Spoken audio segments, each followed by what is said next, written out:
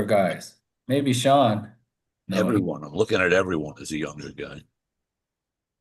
Is that any people call Zoom user?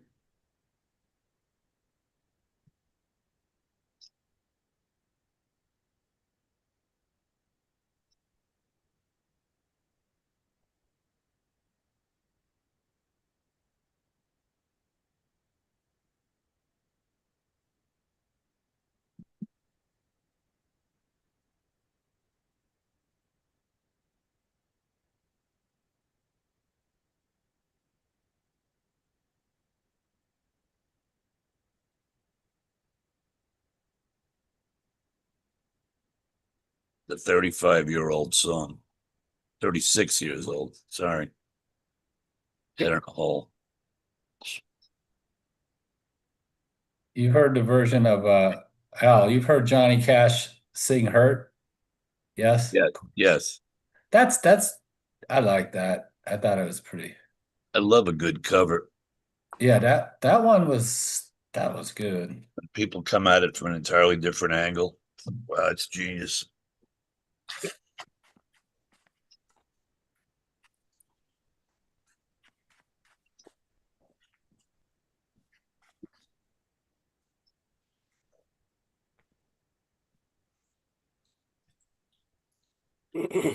Hey, Mike, everyone.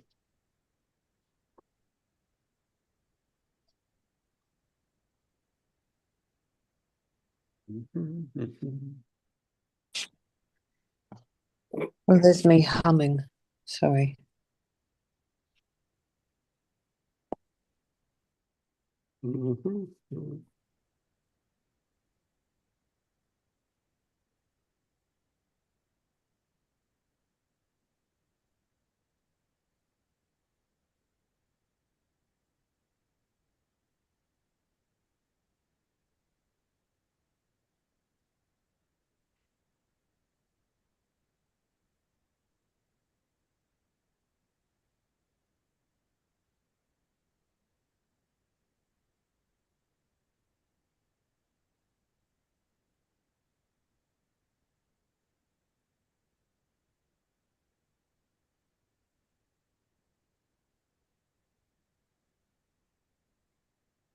Computer's doing funky things. Michael, who's running the show? I am. All right. Kathy today. All right, Kathy, you want to start? Get going? Alrighty. Sorry about that. I disappeared for a minute there. As I No, said, good. computer's doing something funny. But welcome everyone to the Reflections on the 12 Steps. Just a friendly announcement. This is not an AA meeting. This is just one member's view on the exact nature of the wrongs as described on page 64 of the Big Book and the solutions contained within. This is not an all share meeting, though shares there will be, but actually a question and answer meeting with Paul. And I've been told we're already on working with others, huh? Yes. All right, at the beginning. Right now, we're all working with others. Yeah, you guys jumped through those chapters quickly. All right, so starting on page 89, practical experience shows that nothing will so much ensure immunity from drinking as intensive work with other alcoholics. It works when other activities fail. This is our 12th suggestion. Carry this message to other alcoholics. You can help when no one else can. You can secure their confidence when others fail. Remember, they are very ill. And you just tell me when to stop, so I'll keep going. Yep. Life will take, I'm sorry. Yes, I said yes, yeah. Okay, life will take on new meaning. To watch people recover, to see them help others, to watch loneliness vanish, to see a fellowship grow up about you, to have a host of friends. This is an experience you must not miss. We know you will not want to miss it. Frequent contact with newcomers and with each other is the bright spot of our lives. Perhaps you are not acquainted Let's with stop them. there. Let's stop there a Okay. second. Okay? Actually, I wanted to go back a little to the 11-step prayer. I mean, the 11th step for people that are newer and may have a little difficult understanding about the prayer and meditation, which the emphasis is really to improve one's conscious contact. And these were just two suggestions they gave to be able to do that, which was prayer meditation. And what happens is some people that I've met along the way, they get stuck because they think there's those two things are the only way, and they're very anxious and they can't sit still and stuff like that. So they're very caught up in that. And to find stillness could be easy, just stop, drop your shoulders, look outside. There's a lot of ways which can stop that flow of the selfing, and then you'll have an obvious sense of that presence of what you want to call higher power or God. And as you go along, that itself will improve its conscious contact with you. Yeah, it will bring you ideas you've never had before and stuff like that. So just wanted to emphasize that. I think we went over just went right through it. But the prayer and meditation, if you read the sentence, it's to improve one's conscious contact is the real goal. Yeah. And service is one of the best methods to improve one's conscious contact. Yeah. Yeah. Because to improving one's conscious contact, the you think you are has to be sent around the corner for half an hour, in a sense. Yeah. It's not you improving your conscious contact. There's an improving of your conscious contact when you lose interest in you. And one of the quickest, easiest ways to lose interest in you is to be involved with service. Yeah. It just works. So it's not you improving your conscious contact. That's probably going to improve the self-consciousness. Yeah. It's realizing losing interest in that you, and that's what improves the conscious contact. Yeah. Yeah. So it's not you praying, it's praying to be relieved of you, in a sense. Yeah. Just a simple move, but it makes a lot of it changes the importance of things. Yeah. So remember, a lot of what happens in the program pivots on the loss of interest in self. Yeah. Yeah. And when there's selfish prayer, they realize that wasn't helping. So even prayer can be infected with the selfishness. Yeah. So now you're praying to get what you want, even maybe at the expense of others. So they warned us critically not to go down that route. Yeah. So again, this whole way we're looking at this is rooted in that which has defeated us is foreign to us. And how it continues to defeat us is that it gets a lot of undue attention and interest because it's presented as us. Yeah. You would not be interested in you if you saw you was a parasitical expression. You wouldn't. You would see the value of losing interest in you if you realized you is the carrier of the parasite in this picture. Yeah. Yeah.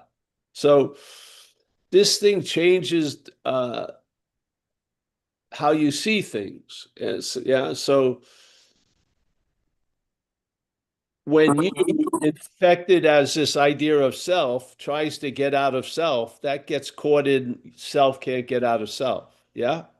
So I've known people that they've done a lot of service, and in that moment they were doing the service, they got relief, but then they became a person who did a lot of service.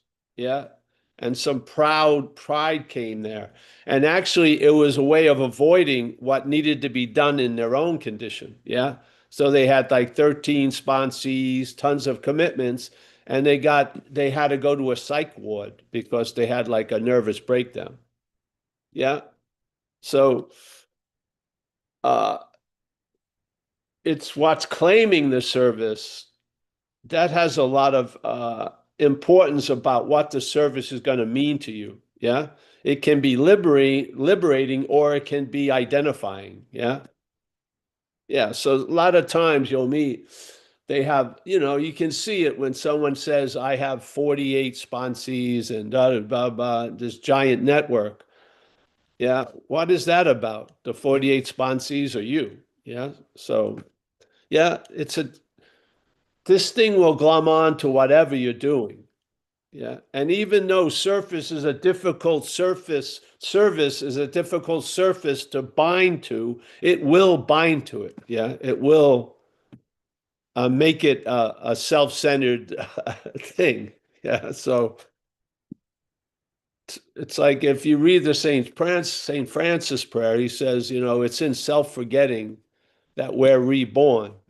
So the whole point really isn't to start trying to remember a great self, it's to forget self. Yeah? Yeah. All right. So just wanted to go over that. I don't think yeah. A lot of this stuff in these chapters are introductory ways of like tying your shoes and stuff like that. I don't mind jumping over that. Yeah. Like how many times you should call your sponsor or something. That's readily available. We want to just keep pounding away at a premise of the exact nature of the wrong, and then have that basic view shine the light on the program. Yeah. Yes. So knowing the exact nature of the wrong and having that that light shined on the program, you may see the program in a different way. Yeah. Even though it's the same program, you may see it differently. Yeah. So this part, self 12, remember, it has the part of after having a spiritual awakening as the result of these steps. Yeah. Now, when you say the 11th step, point is to improve one's conscious contact. The point of the steps is to produce a spiritual awakening. Yeah, that's what it accumulates to. And they figure by this point in the process, it's occurred. Yeah. And maybe it's occurred earlier, like you got whacked, or maybe it occurred when you did the 5th step or the 9th step. But basically, you're at a point that your attitude and outlook has sufficiently changed to bring you sanity concerning the insanity that preceded the first drink. Yes?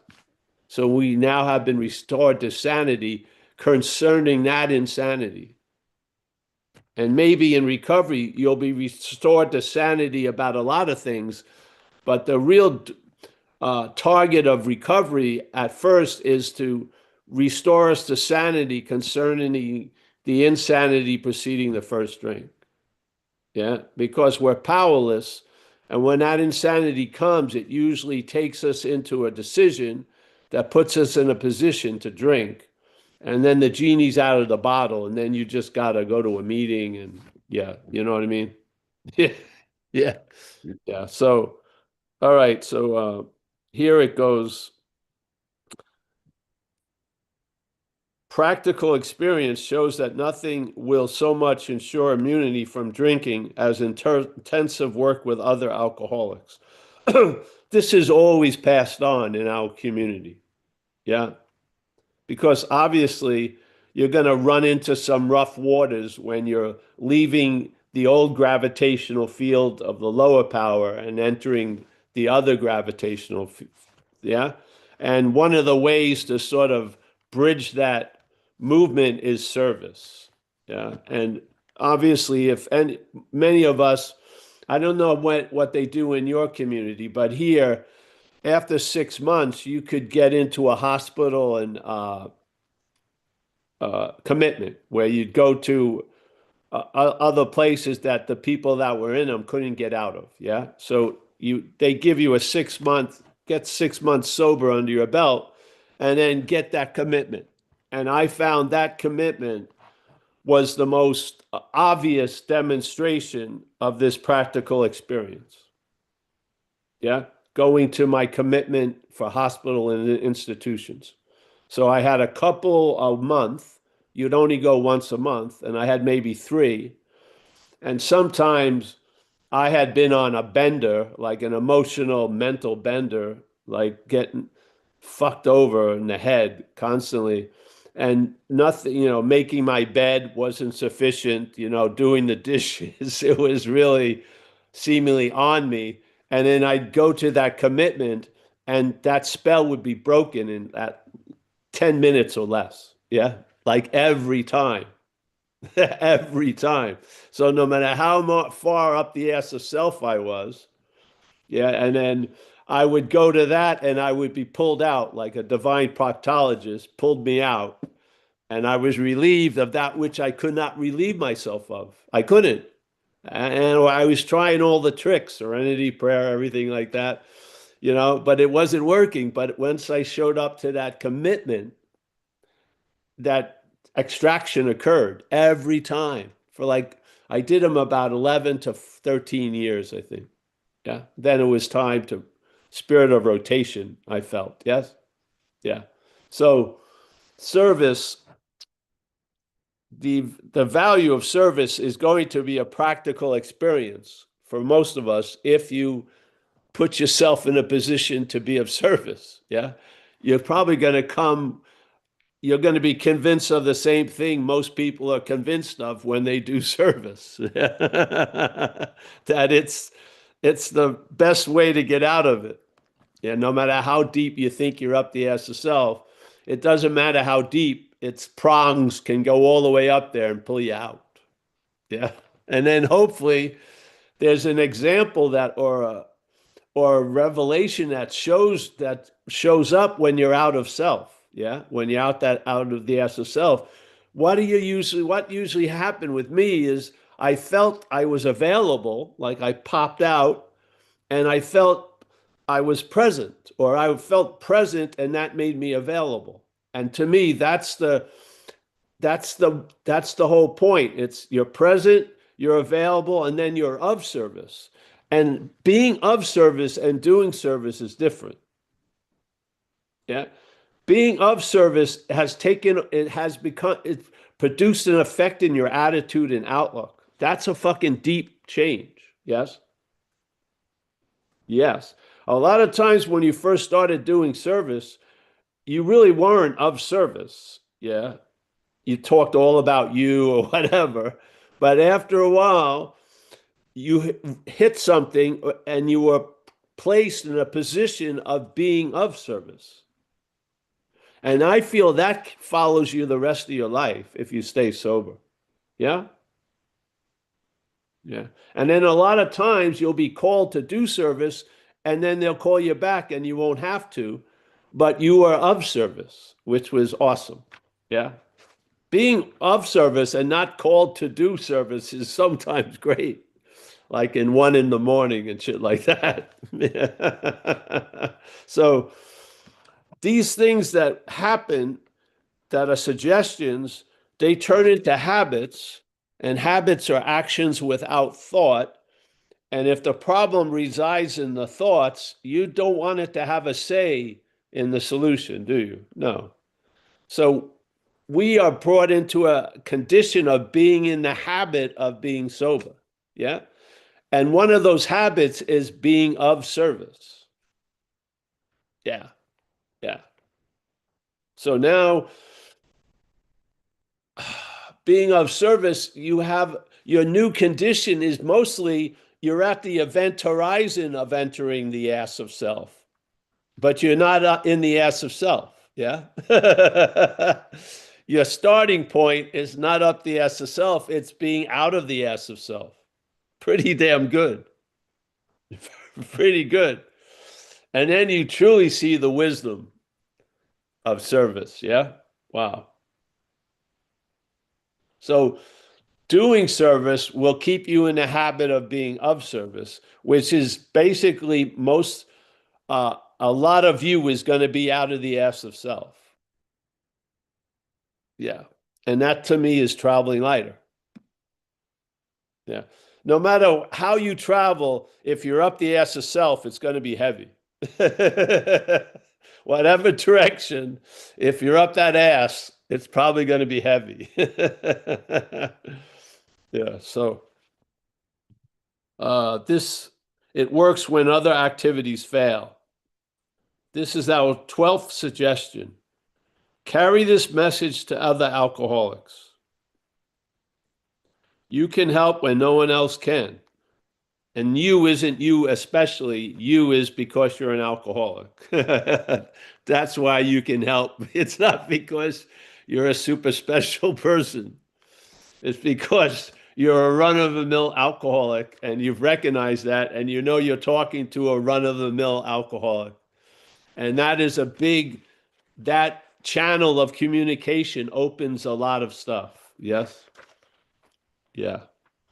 So this is our 12th suggestion. Carry the message to alcoholics. And what's beautiful in our society, I need to carry the message. You need to hear the message. You need to carry the message. I need to hear the message. Yeah.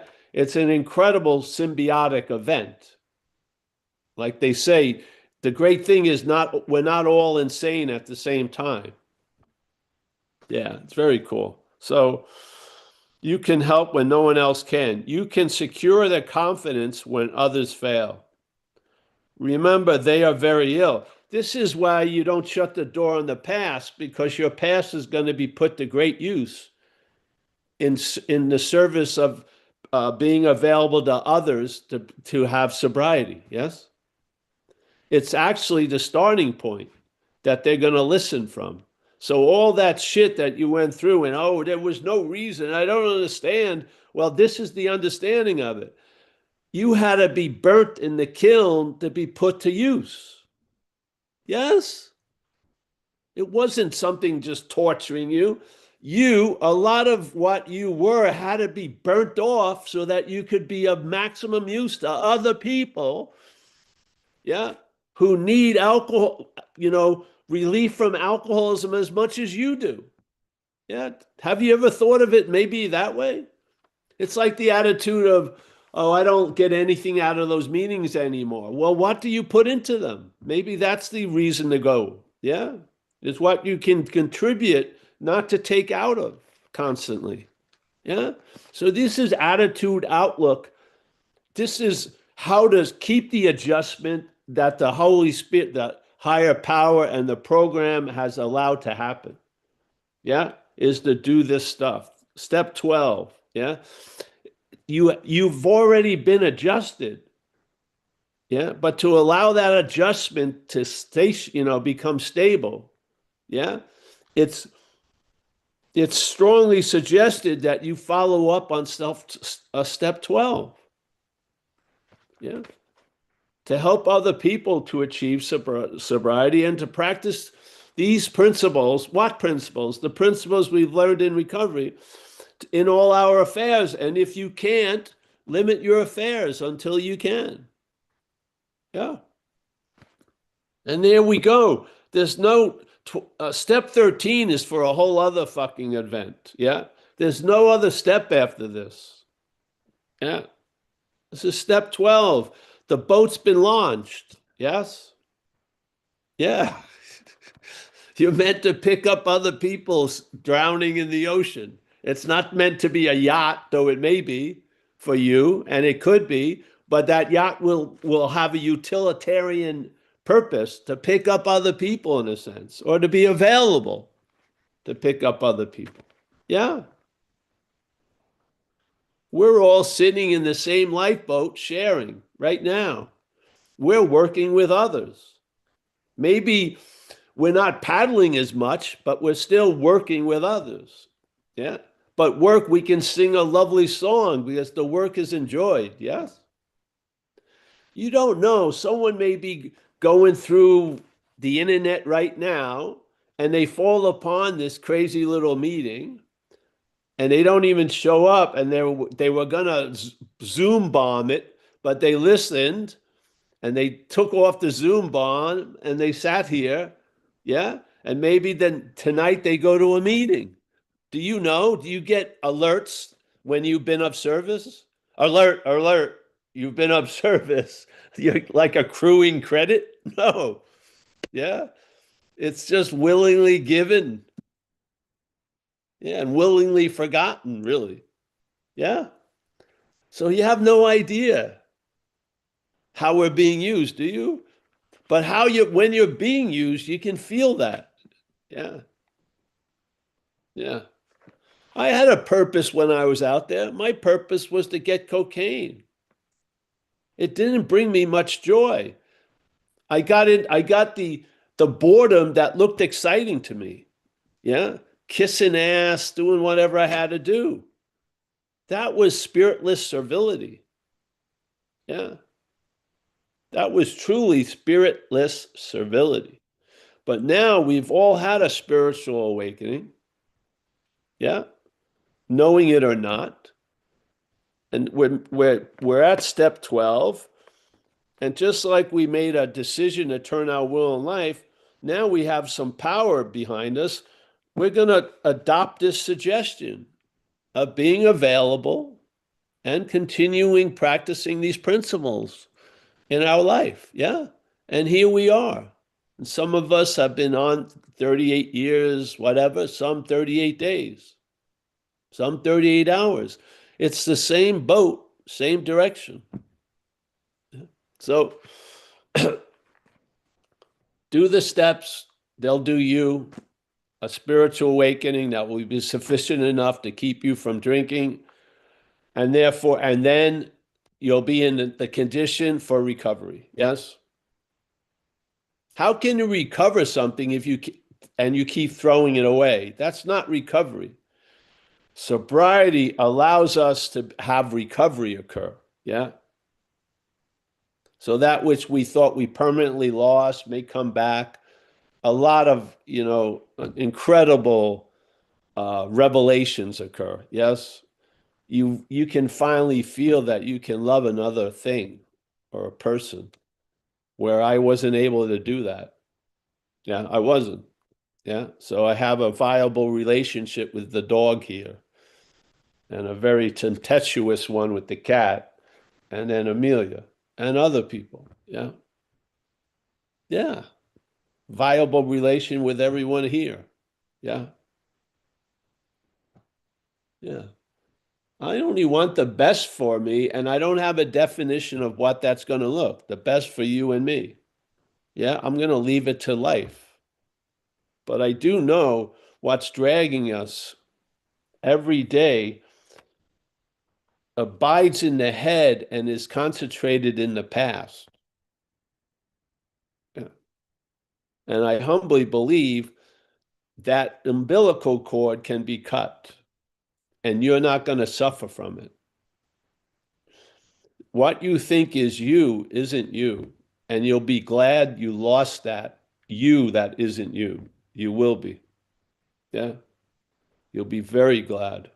So, all right. So life will take on new meaning. Oh, here first. You can help when no one else can. You can secure their confidence when others fail. Remember, they are very ill. They're not very bad. They're very ill. Yeah? This is not a moral situation, obviously. Life will take on new meaning. To watch people recover, to see them help others, to watch loneliness vanish, to see, I can cry at every one of these statements, yeah, because how many of us, we've seen all of this, yeah? I have this privilege to go back to New Jersey twice a year to speak at this rehab. So I don't see these people every day. I see them once every 6 months, and you can see the change unbelievably. Yeah. And maybe you had an idea. It's almost as if you were betting on the horses and you thought that horse is a winner. And then you come back 6 months later and the person's sober, they're in touch with their family, they have permission to see their kids, it's all rolling, yeah? You leave again, you come back 6 months later, they're working at the rehab, da da da. It's just unbelievable. How many, if you can just get that plant called us out of that pot, that tiny fucking pot with that bad soil and getting no water and no sun, that fucking thing's, you are going to bloom if you're taken out of that acidic petri dish. Yes. We can't do that, but something can. And why not let it? Yeah. Yeah. So life will take on new meaning. To watch people recover, to see them help others, to watch loneliness vanish, to see a fellowship grow up about you, to have a host of friends. This is an experience you must not miss. We know you will not want to miss it. Frequent contact with newcomers and with each other is the bright spot of our lives. I want to give one warning out of my experience. When you lend money to newcomers, you gave them the money. Yeah. Don't think that it was a loan. It was, and if you sell them a car, you'll probably get a letter from the town where they abandoned it.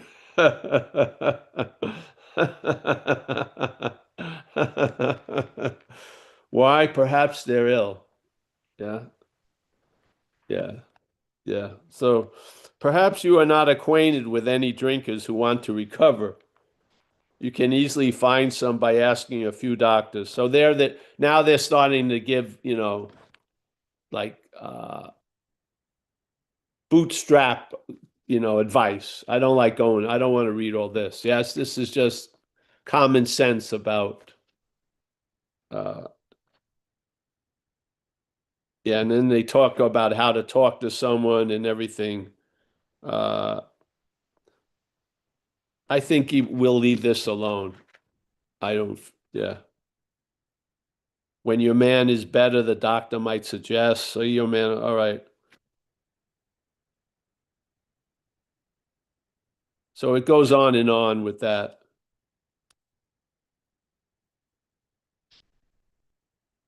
Yeah. I would just read it if you want individually. Yeah. It's just, this is like the first time you got on the horse, and many of us have rode the horse. Yeah. So we understand this advice. Yeah. Talking about avoiding places, maybe. Yeah. Because they may trigger that insanity. Just common sense shit to stay sober today. Yeah. So we went right through working with others then.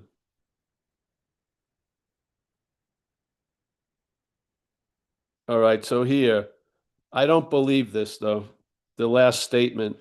After all, our problems were of our own making. This is where I differ from the consensus of the book. Yeah. I do not believe the problems are your making. I don't. They came about by decisions based on self, which is foreign to you, being directed by that, which is foreign to you. Yeah, so I'm not a believer in that statement. I would say all our problems were of self-making.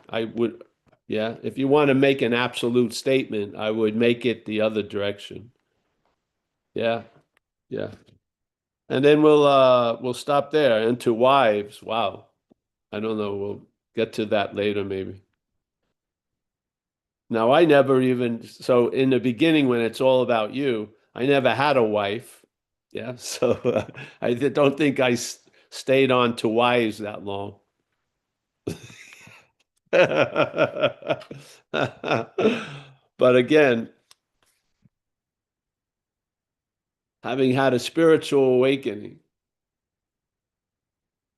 as the results of the steps. Yeah. Yeah.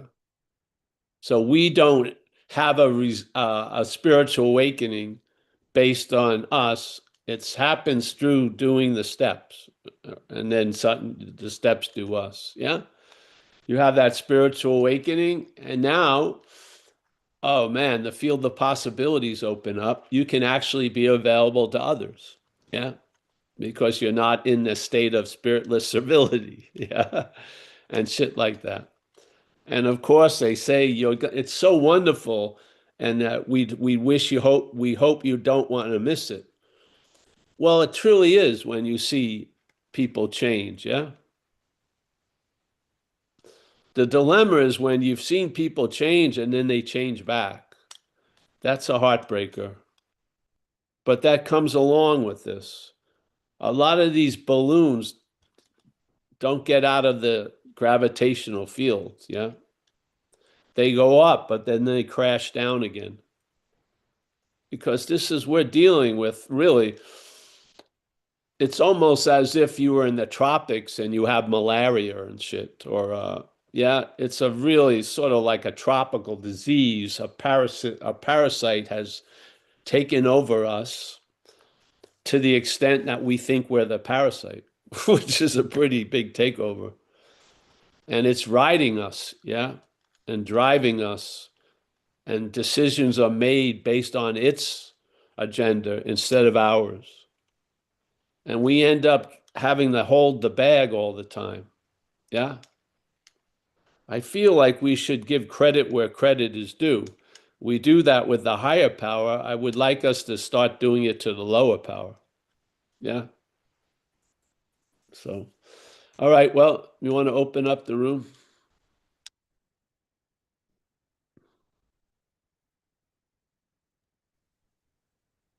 I don't see any hands at the moment.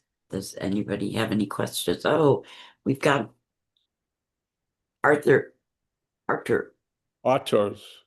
Yes. Yes, come on in. You're in. Hey, hello.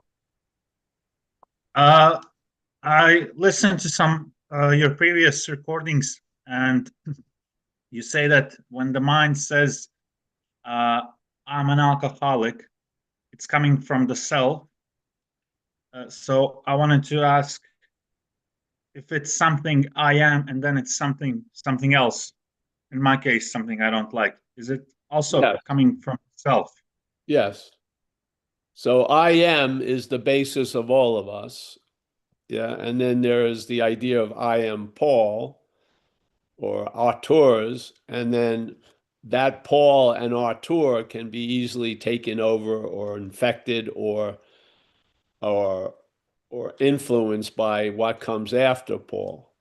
Yeah. And in my case, it was addiction, alcoholism. Yes. Mm-hmm. Yes. So the I am is completely clean as always. The I am considered to be Paul, which is of the body, is open to be taken over. Yeah. Like you get taken over for 10 days by a flu or something like this or like that. Well, we've been taken over by a parasitical movement. It's not a parasite. You can't take an x-ray of it. But we've learned about it by its effects or manifestations. So we've got a pretty good idea of what alcoholism is by how it manifests in the host. Yeah. Because all the hosts will feel like they're super unique, but demonstrate the same characteristics, which is an amazing move. Yeah. And then even in meetings where that should have been broken through, it still holds true. Even when people hear and they have a feeling, oh, everyone seems to think just like I do and feel just like I do, and you're going, yes, you're right at the cliff, now jump. They go back and get sucked into the uniqueness again. Yeah. So it's a very strong pull, but it's been recognized. And that recognition has been formalized, and it's the 12 steps. Yes. They found finally a way to deal with it. They had ways to deal with it, but they weren't working, and they couldn't be formatted. Yes. So maybe you had a conversion, a religious conversion, and you stopped drinking, or they went to lobotomies and shit like that. Yeah. So there were solutions, but you wouldn't call them solutions. And then suddenly there was a solution. Yeah. There was a download. People like us got the information. It got finally formalized. And now there is a way to be free from the parasitical takeover of alcoholism. Yes, yes. And to stay free from that takeover a day at a time. It wasn't around in the early 30s. Yeah. I used to go to this beautiful church in San Francisco. We had a meeting room there, and you'd walk through the church itself to where the rooms were, and there was a giant lectern before the altar, and they had a big Bible there, and it was always turned to a page. And one night I walked by there and I looked, and it was at a psalm in the Old Testament, and they were bitching about winos then, how they had no idea how to deal with them. Yeah. And so this was the case for many long period of time. And then something cracked through and something got dropped in, which is the package of recovery. Set of simple tools and a way of life. Yeah. Yeah. So, yes, what sometimes is saying I am an alcoholic, this is why it says, I never liked the idea of saying you're an alcoholic. I would do that to get something. Yeah. But the admitting to your innermost self that you're an alcoholic is something different, I felt. Yes. So they say one of them, but the one that fit me better was admitting to the innermost self. Yeah, so that's so yeah, there's a recognition in you that something is troubling you, and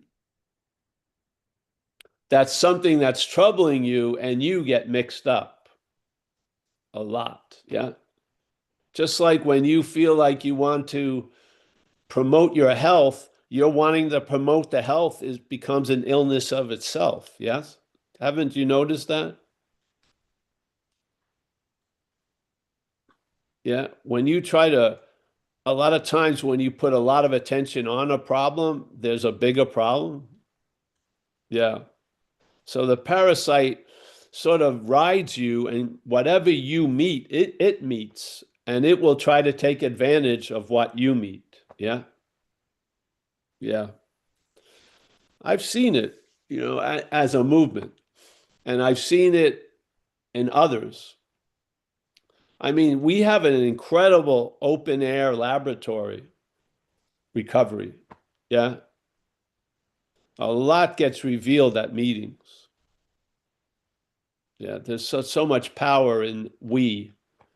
So I feel in one way for the parasite, the gig is up. I mean, it's been noticed. Yes.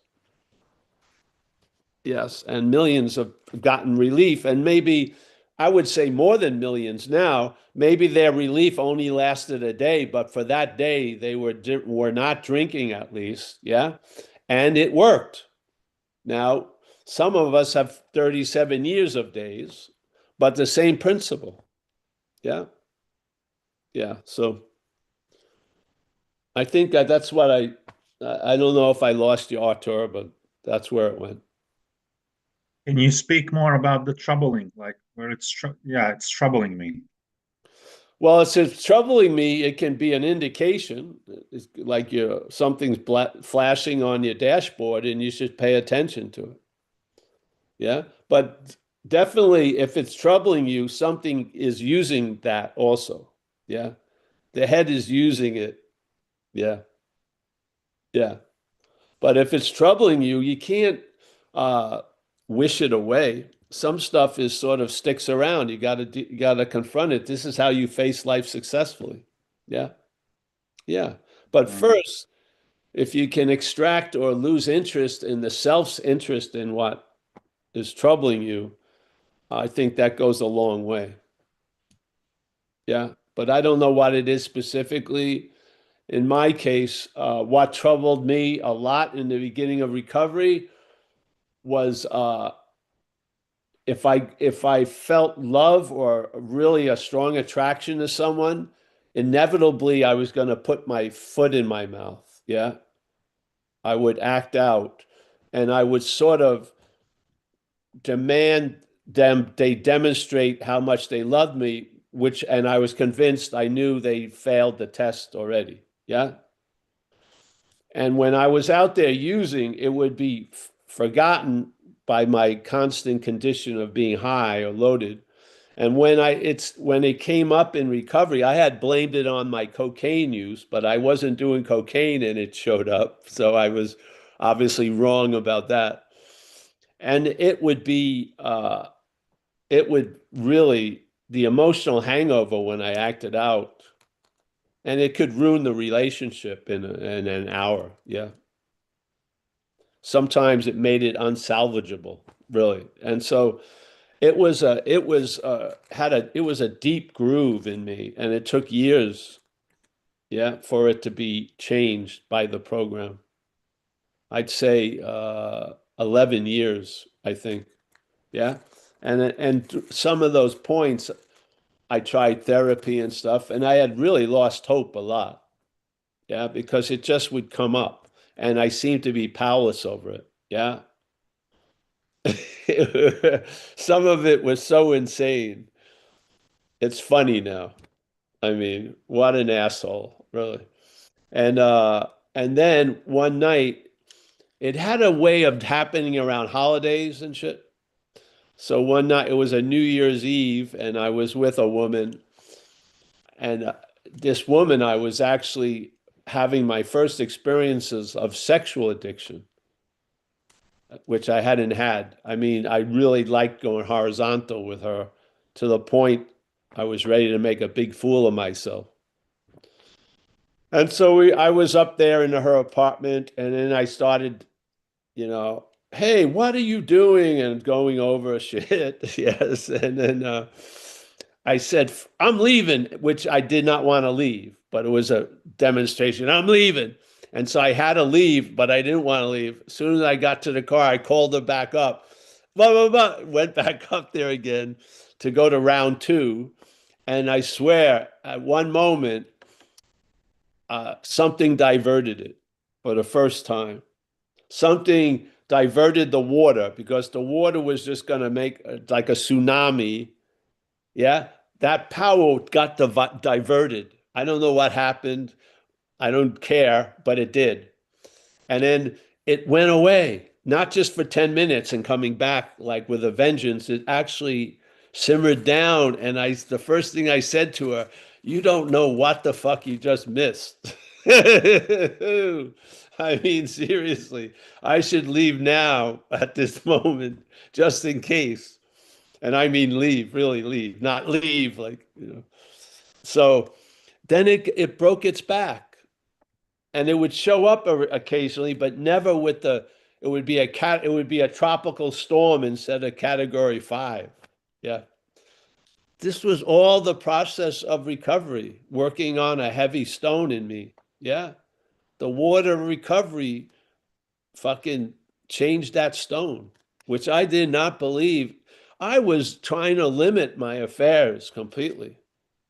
I didn't want it to act out, so I was trying to avoid a lot of meeting people and getting serious because I knew this storm would come with it, because I didn't know what else to do, so I just won't do anything. Of course, life would keep knocking on the door, and I'd have another round to see if I could get over it. And this one time it worked. And then it weakened that storm ever since. So that's about 26 years. Yeah. And now I've had viable relationships with people. and those that the conditions have arisen, but no alarm goes off or an alert, you know. This could be terminal casualties, nothing. Yeah. So that's the biggest one. That was in my life of recovery, that was the biggest trouble, like the mental, emotional, psychological groove that carried with me. Yeah. It was like the deepest scar, I think. And many times I felt like it wasn't going to be removed, and then it finally was. Incredible. Yeah. But it was slowly. If some people would say it was slowly, it took about 10 or 11 years of being sober. Yeah, so, but I made it through, and I made amends to all those people that I had acted out with before and after. Not everyone individually, because it was a pattern, yeah. Yes, but I asked the power to come in. I admitted my outmatchedness, yeah, and I just laid it out there. And when something came up, I tried it, but therapy wasn't for me, yeah. And I was willing to not, answer the door when life brought me a situation. Yeah, and then it was broken. So talk about practical experience. I have a practical experience about all these things that they suggest here, like the praying for another person to have all that you want. I had to use that a number of times, especially in the first year or two, when a girlfriend would have a new boyfriend and they looked like the Bachelor of the Year shit. Yeah, it was insane. And I would just go home and I'd pray for them. And then the toxic Petri dish got alkalined. Yeah. Yeah. And when their names came in my head, I felt fine about them and I wished them the best. And I did. Yeah. All of these things I needed, because recovery obviously may have a much wider scope than just the drinking and using. Yes. Your emotional condition, a lot of conditions, your physical condition. When I was out there, I had a very bad leg from getting run over, and I had paid no attention to it. I had abused that leg. It needed special care, and I fucking just avoided dealing with it for years and years. And I had to have a lot of operations when I got sober to correct what wasn't addressed when I was out there running around. Yeah. So, I mean, certain things you're going to be called to task in time. Yeah. You don't get away with murder, really. So, yeah. So this, I hope that helps. Yeah. There is a trouble that has troubles. Yeah. Sometimes the trouble you're having is that potent right now, you better address it. But there's always a trouble that's having the trouble, in a sense. Yes.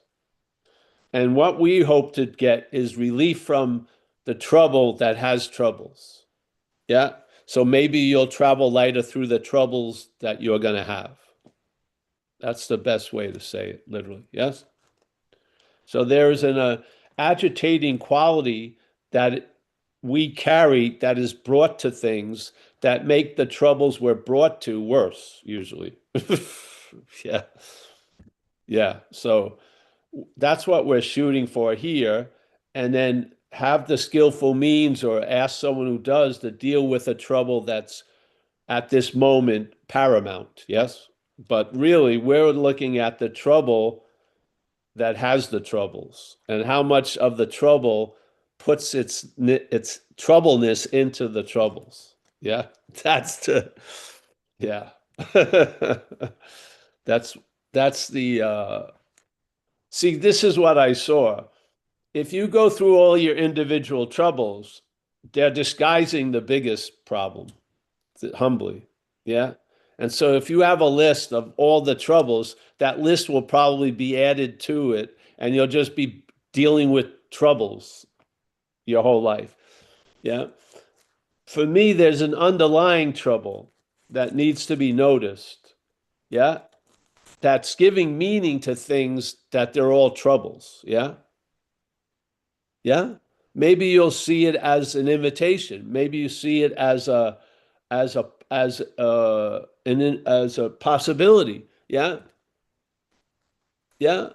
So this program helps you with the troubles that you have. We're trying to look at the trouble that says it has the troubles. Yeah. Yeah, because obviously I feel that change has a much vaster effect than getting skillful of how to deal with troubles all the time. Yes. I don't want to be a trouble master. I don't. Yeah. Because that's another form of slavery. Yeah. Yeah. So I feel if you get to the exact nature of the wrong and the right, yeah, they'll seem to be at the exact same place. Yeah. Yeah. So my idea of a higher power now is it's always available at all times, right where I am, with no requirement necessary to meet it. Obviously, it's more me than the me I'm not. Yeah. That's how it rolls. So yeah. Yeah, there's lots of ways of dealing with the troubles that, let's say, take up most of the square of the Zoom. Yeah, you don't want to avoid them or spirit bypass them. Yeah, if they're chronic or they're frequent or they're barking loud enough. Yeah, you deal with them. Yeah, and all the while see how much trouble is put into the troubles by something underneath. Yeah, yeah. Yeah, that's what we're shooting for, really. I saw, I don't want to be, I don't want to be, chopping down tons of trees. I want to see the forest. Yes. Yeah.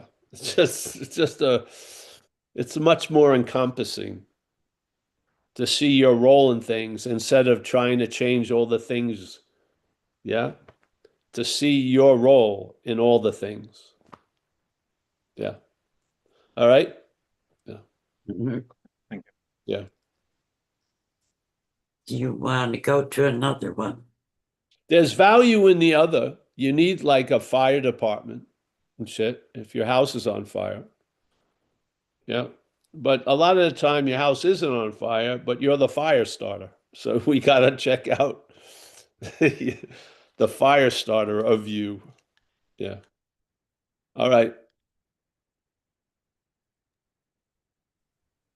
Oh, okay. Next up would be Tripp. You want to come in, Tripp? Hi. Thanks. Yeah. Can you hear me? Yep. Yes. Okay. Thank you. And Paul, thank you so much for doing these talks. I love what you do and you've helped me tremendously. I was wondering if you would be willing to share a little bit on what you mentioned earlier, the people that get it and then leave and come back after crashing, which you said is heartbreaking because that's my situation right now and what I'm dealing with. And So long story short, 10 years ago, I got about halfway through my steps. I had the big awakening on number 4 and um, thought I could manage my own life again. And this, which obviously did not happen this time around, I'm facing a bigger bottom. And I just finished my step 4 the second time and I felt nothing. So I'm paranoid now that selfing, I guess, that it's not going to work for me this time. And, if you have any thoughts on that, thank you. Well, first thing, it's not going to work for you this time is selfing. That's the head playing God, right? You don't know if it's going to work or not, but it says it's not going to work for you. That's a very clear example of playing God. And you're not that which is playing God. Yes? Now, a lot of times this happens from me observing and listening to people who was sober and then went back out. The enthusiasm level may be not the same. Yeah. And what brought about a big aha doesn't. Yeah. Because there was some damage and it has to thaw out again, I'd say. Yes. I would. And the heartbreaking of it isn't you going out and coming back, it's about the people that don't come back or don't make it back. That's the heartbreak. I find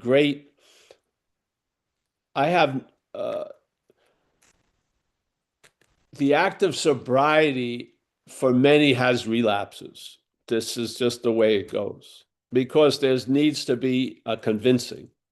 And who am I to know what it needs for you or someone else to be convinced? And I've seen going out being used incredibly to bring about a convincing. Yeah. So my heartbreaking was when people I knew went out after 20 years or something, and then they never came back, or they tried to come back, but the desire or the urge to drink was overriding. Yeah, and then they went through. One lady I was specifically remember, she was my first love in AA. She went through 8 years of in and out, and then she died, killed herself. And her family and her sisters were happy it was over at the memorial. Yeah. Because it was just so much. So that's the heartbreaking point. I'm stoked that you came back, and so it doesn't matter, fake it till you make it, so to speak. Just do what we do. And when it kicks in and it feels more alive and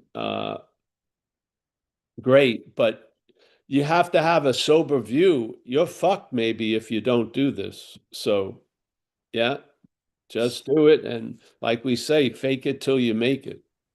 Okay, yeah, exactly. I mean, I learned this time, so exactly. And Just service. keep going. Yeah. Service, you may not get a real relief from doing the inventory or something, but I bet your service will still kick that pump up.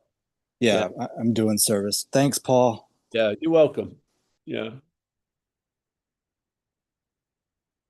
Yeah, see, that's why it's, sometimes we're cavalier and nonchalant, and AA will be the same, but you may not be if you leave AA. AA will be the same, but you may not be.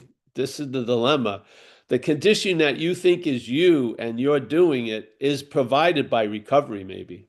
And when you go out, that condition drops. And now, yeah, the AA that you know is the same, but you're not. Yeah, because in a sense, you were a product of recovery, and that product, got splashed with something, the drink. Yeah, yeah. A lot of this head is incredible. We owe a lot for our condition right now. We owe a lot of gratitude and AWE and honor for our condition because it's not ours. Yeah. We were brought to this condition. We were placed in a position of neutrality. Yeah. Without any thought effort on our part. Yeah. Yeah. So it's always nice to keep that humility and gratitude, because what you call you now could change. Yes? Yeah. If it's like that which was given can be taken back. And one of the ways it can happen for us is to drink and use. So, yeah. Yeah. And of course, the feeling you have produced by recovery, you think it's you, and you think that's going to hold up when you drink, but it's probably not. You're going to be probably surprised of how different of a person you are. Yeah. And it could be really fast. I saw it once. I was sitting in a meeting and an old timer had gone out and she was there really agitated and she just yelled out, I want a drink. Yeah. That had been removed from her. She could really enjoy meetings and she couldn't enjoy this meeting because she had this fucking urge. Yeah. Yeah. So be careful what you say is yours. Yeah. Because it may be given. Yeah. Yeah. I've seen it a lot. All of us have. The person's attitude and outlook can change like that. Yeah. Their facial structure looks completely different. Yeah. So, man, I've come to a conclusion. This horse called life that I wanted to jump off of so much, every time I jumped off it, I was dragged back to the same fucking horse. So I'm just not getting off. I'm just going to ride it because I know what's going to happen. If I jump off, I'm going to be dragged back to the same horse. I can't, yeah? So just stay, yeah? You know what I mean? Just stay. Just stay when it says you're not going to get it. Just stay. Put your foot down and don't let it move your foot, on the path of you being demised, Yeah. So there's grace. We are all showering in it right now in this lovely public Zoom shower. Yeah. I hope we're all getting wet and yeah. I just love it. I just love this community. I thank you so much. Yeah. It's been a great gift. It keeps something that is alive to me. Yeah. The message, it keeps it really alive, which, because this isn't a message not based on results. It's based on possibility. Yeah. I'm not in the result business, but I'm in the possibility business. I am. Yeah. And I really love to see people find out there's more possible than they thought or they imagined. It's talk about when you see people get sober, talk about what a person looks like when they get there's a possibility of actually being free from it. I do thousands of hours of this for one of those recognitions. Yeah.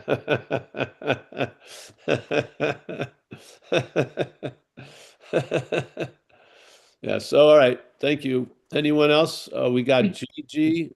Yeah, Gigi.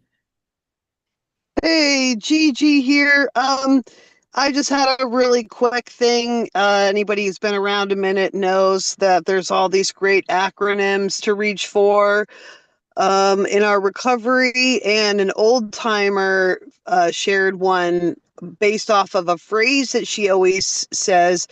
And since you were taking it to a proctological, scatological point there earlier, which I really appreciated, I want to share this one that kind of resonates with what you're just saying. Find a reason to stick around. No, find a reason to stay. And the acronym for find a reason to stay is FARTS. FARTS. Farts. Find a reason to stay. That's all. All right. Thank you. Thank you. Yeah. Go to a meeting, you'll probably find it easier there. Find a meeting, this reason to stay. All right, that's it, I guess, for today. We'll be here tonight, at 4:30 Pacific time. And yeah. Okay, let me say goodbye. Thanks, Gigi. Farts. Kerry, as always, Al in Vegas.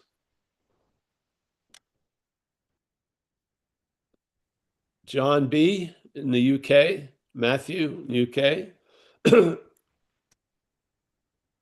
Catherine, UK. Wow. Sean, NorCal. Yeah, that's where I am. Kathy L, Cleveland. Chris, Boston area, I think.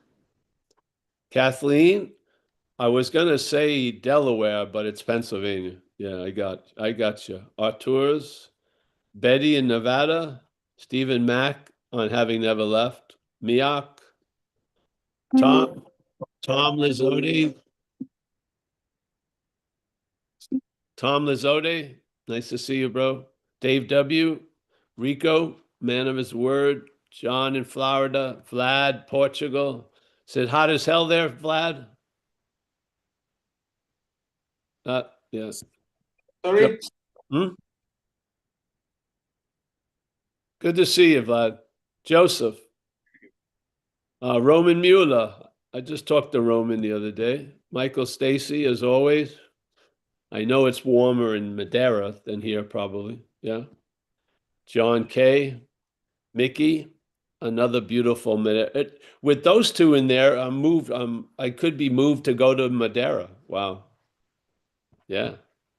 Oliver in Berlin area, looking nice, clear skies, liking it. We got Laura B.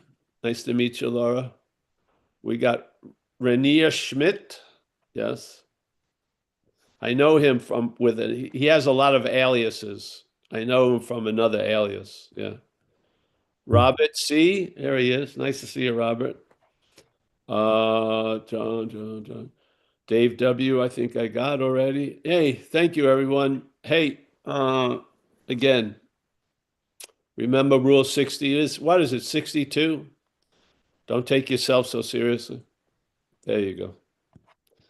I'll see you Thanks, guys. Paul. Thank you. Oh, Yeah. thank you, Kathy. Thanks, You love everyone. your service. Thank Bye, you. guys. Thanks, Okay, Michael. Kathy. See you, Thanks, Mickey. Paul. Thanks, Big Mike.